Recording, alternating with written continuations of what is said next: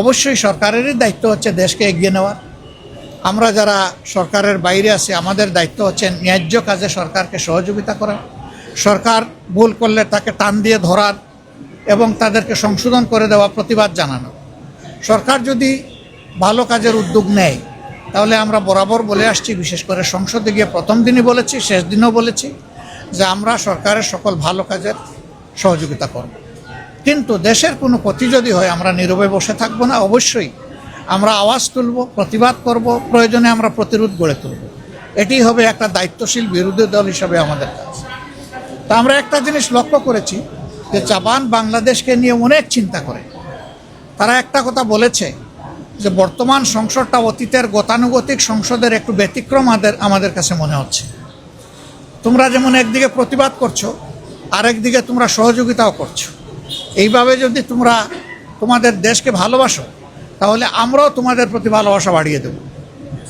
এটা কিন্তু তাদের একটা অত্যন্ত মজবুত বার্তা এই দেশ এবং জনগণের জন্য। তা আপনারা দোয়া করবেন এখানে।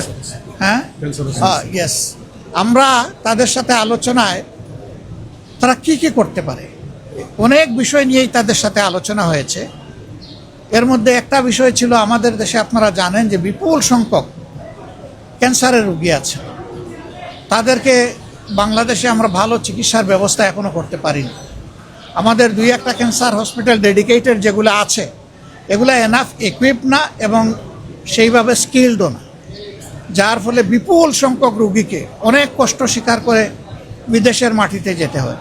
আর যাদের বিদেশে যাওয়ার সামর্থ্য নাই তারা দুকে দুকে মৃত্যুর দিকেই ঢলে পড়ে।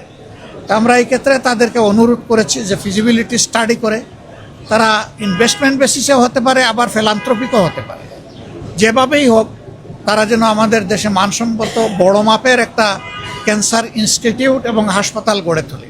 শুধু হাসপাতাল হলে আমাদের লোকরা জানার সুযোগ পাবে না, কিন্তু এটা যদি ইনস্টিটিউট হয় তাহলে হাইয়ার স্টাডির দরজা খুলে যাবে, আমাদের আরও কিছু স্কিল লোক তৈরি হওয়ার একটা ব্যবস্থা হবে। তো তারা বিষয়টাকে সক্রিয় বিবেচনায় নিয়েছেন। আমরা আশা করছি যে এই ব্যাপারে তারা ইতিবাচকভাবেই আগাবেন। এরকম অনেক বিষয় তো আলোচনা হয়েছে। অল্প সময়ে 7-8 ঘন্টার আলোচনাকে সামারাইজ করা খুব কঠিন।